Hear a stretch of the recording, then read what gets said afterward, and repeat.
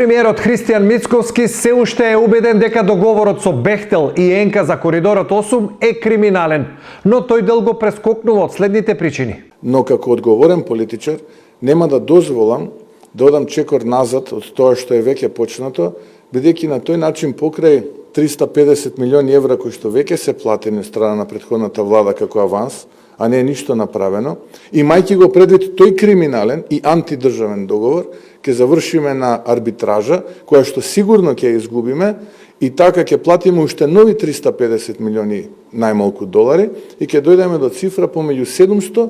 и 1 милиарда, а нема да добиеме ниту 1 километар автопат. Да речеме, завршува една арбитража, односно е веќе завршена, и поради едно такво однесување неодговорно на претходната влада, сега вие граѓаните ќе треба да платите 450 милиони долари изгубена добивка.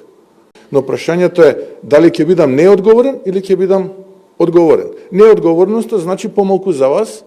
а повеќе за тие компании кои што за жал имале работа со несовесни и неодговорни политичари.